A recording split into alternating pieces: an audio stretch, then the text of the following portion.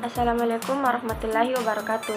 Perkenalkan, nama saya Andira Khairunisa. Saya perwakilan dari kelompok 4 akan mempresentasikan hasil diskusi kami mengenai partisipasi masyarakat. Yang pertama yaitu mengenai pengertian partisipasi masyarakat. Partisipasi masyarakat merupakan hak dan kewajiban seorang warga negara untuk memberikan kontribusinya agar tercapainya tujuan kelompok. Partisipasi yang dimaksud di sini dapat berupa keterlibatan mental, emosi maupun fisik dengan menggunakan kemampuan yang dimiliki di setiap kegiatan yang dilaksanakan. Adapun pengertian partisipasi menurut beberapa sumber buku berbeda-beda.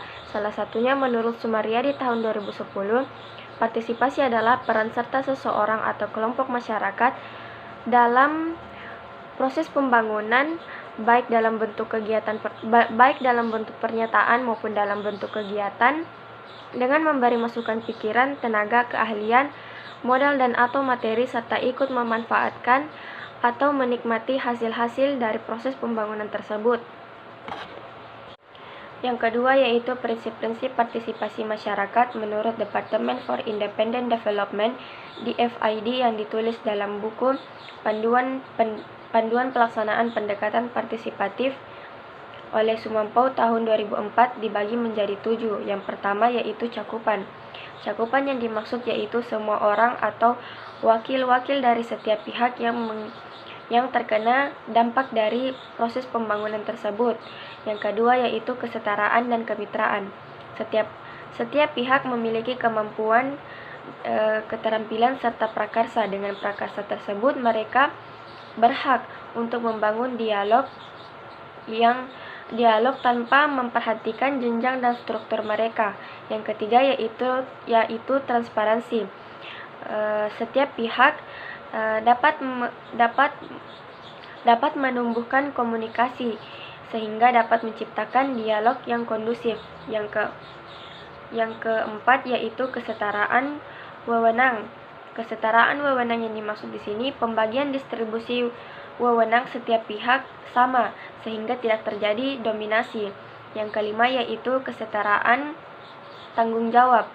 Setiap pihak memiliki tanggung jawab yang jelas dan juga sama. Yang keenam yaitu pemberdayaan. Setiap pihak memiliki kelebihan masing-masing. Dengan kelebihan masing-masing, mereka dapat mengurangi kelemahan yang ada, dan dengan begitu suatu proses belajar dapat tercipta dan dapat saling memberdayakan satu sama lain. Dan yang terakhir yaitu kerjasama.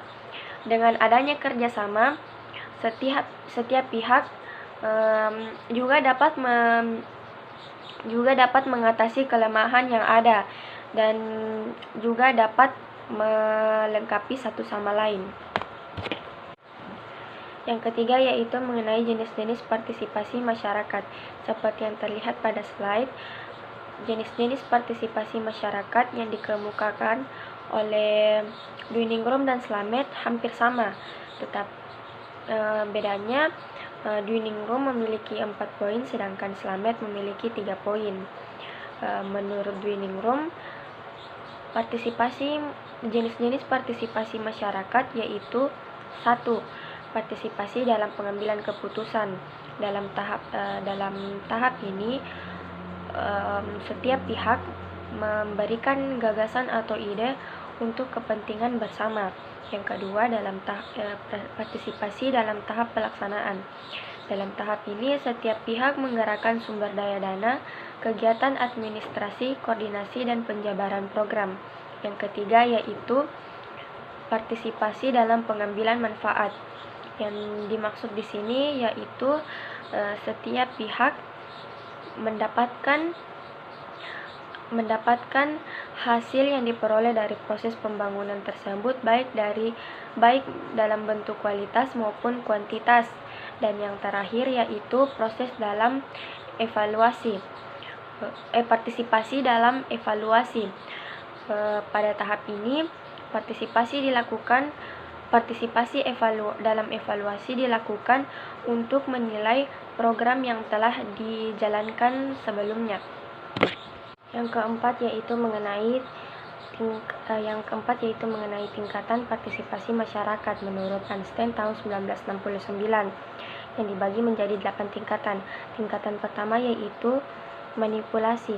Pada tingkatan ini, pemerintah membentuk anggota komite untuk memanipulasi masyarakat sehingga masyarakat berpikir bahwa program yang bersangkutan sangat dibutuhkan. Yang kedua yaitu terapi. Pada tingkatan ini, pemerintah memberikan perawatan atau penyembuhan penyakit bagi masyarakat karena adanya kesenjangan antara masyarakat kaya dan masyarakat miskin. Yang ketiga yaitu pemberian informasi. Pada tingkatan ini terdapat 2 karakteristik. Yang pertama yaitu pemerintah menginformasikan mengenai hak, tanggung jawab, juga berbagai pilihan untuk masyarakat. Yang kedua, komunikasi yang terjadi hanya satu arah dari pemerintah ke masyarakat tanpa adanya umpan balik untuk bernegosiasi, sehingga kecil kemungkinan masyarakat mau berkontribusi mau berpartisipasi dalam program yang bersangkutan.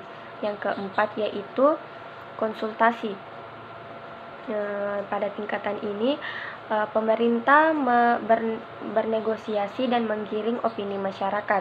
Yang kelima yaitu perujukan. Pada tingkatan ini sudah terlihat ada keterlibatan masyarakat di mana pemerintah mulai memilih masyarakat menjadi anggota komite.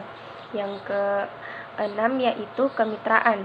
Pada tingkatan ini masyarakat memiliki kekuasaan untuk bernegosiasi dengan pemegang kekuasaan. Yang ketujuh yaitu pelimpahan kekuasaan. Pada tingkatan ini semuanya diserahkan kepada masyarakat mengenai kepentingan mereka. Yang terakhir yaitu pengawasan masyarakat.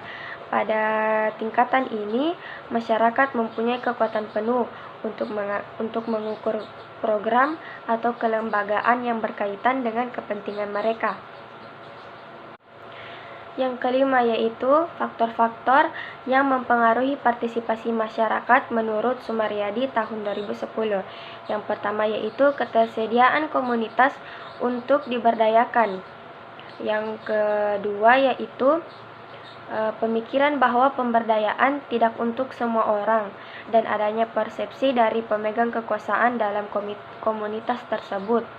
Yang ketiga yaitu ketergantungan adalah budaya, di mana masyarakat sudah terbiasa dalam hierarki.